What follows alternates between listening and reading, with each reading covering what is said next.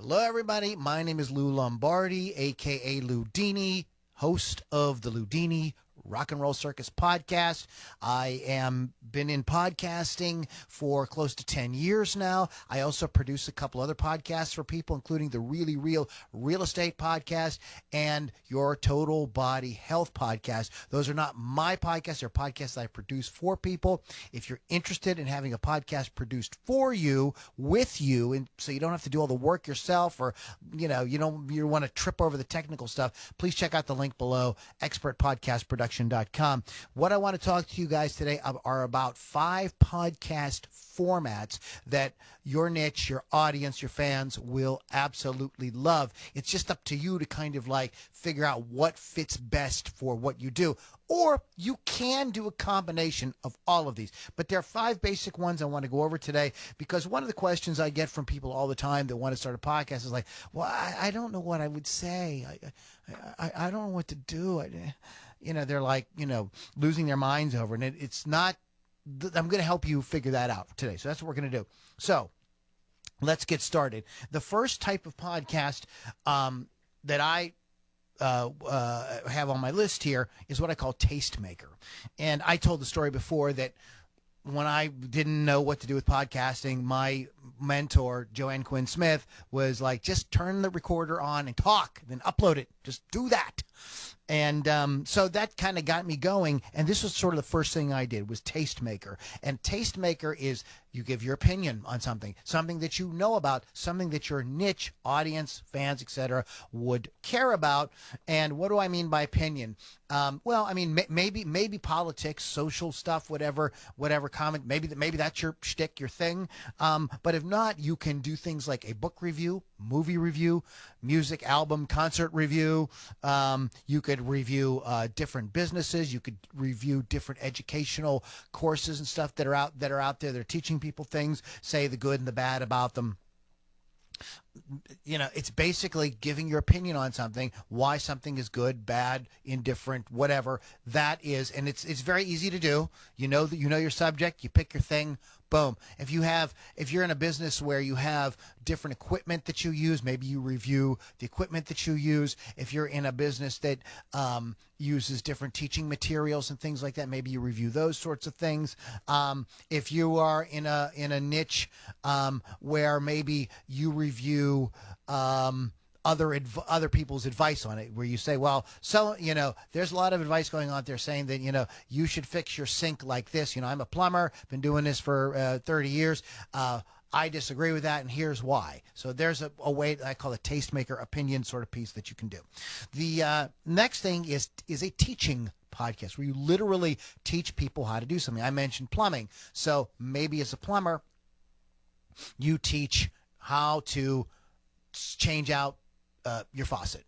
Maybe you teach on how to best get rid of the slow drain in the tub.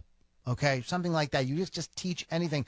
I work, as I said earlier, I produce a podcast with a real estate agent called the Really Real Real Estate podcast, and basically we're teaching people about real estate, the ins and outs of buying the house, all the things that they will run into, pitfalls that they need to avoid, and things like that. That's a teaching podcast. The other type of podcast, the number 3, the one I want to talk about, is the interview. I've done tons and tons of interviews.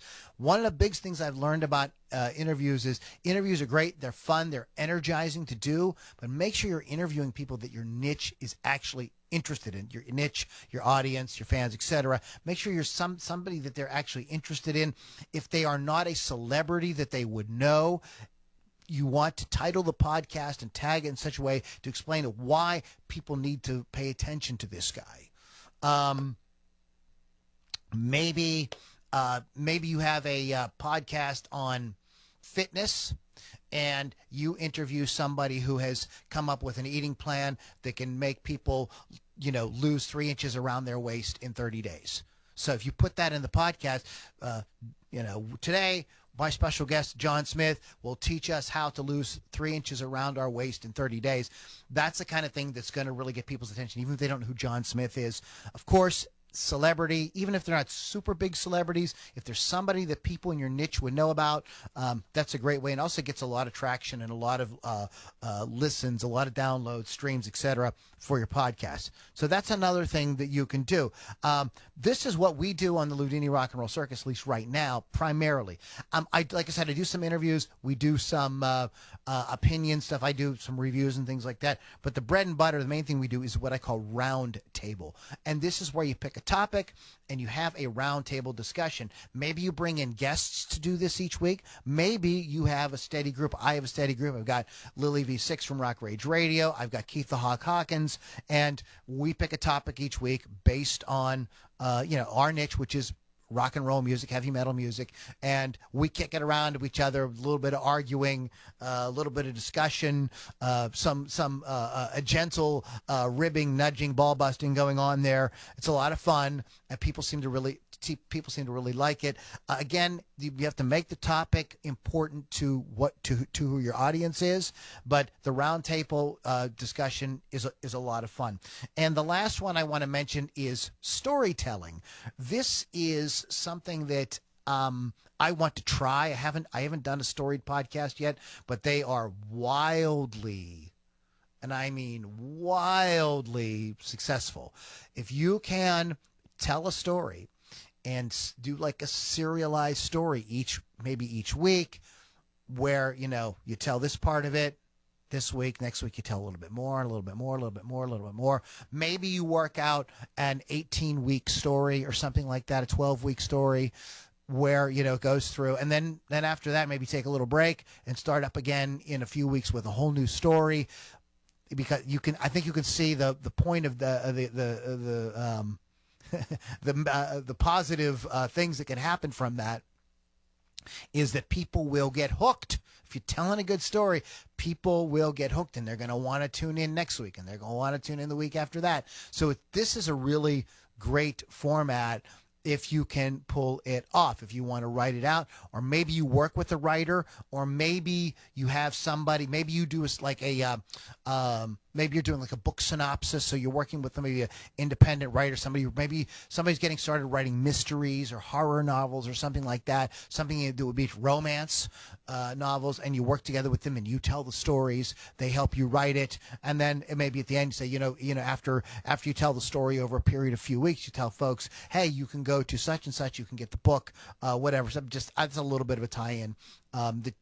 Okay, a little bonus content for you, but stories are great. Right now, there's a guy blowing up all over all the channels, John Ballin, and that's what he does. He doesn't tell serialized stories, but he tells stories. All his stories are about the darkness, the macabre, horror, UFOs, gruesome stories, things like that. He has a great delivery. So if this is something that you feel you could do, if you have a really good voice, you have a good delivery, he's wildly successful with it. He's like blowing up all over the place. So people love stories. So the 5 formats are tastemaker, opinion piece, basically.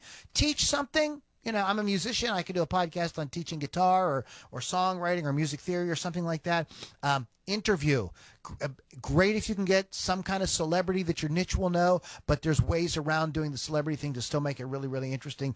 Round table can be a lot of fun. And one of the things people like about round table is the energy. If you get 3 people, like the 3 of us on our show, we're always joking around, kidding around, throwing quips at each other, and people seem to really like the way we mix it up.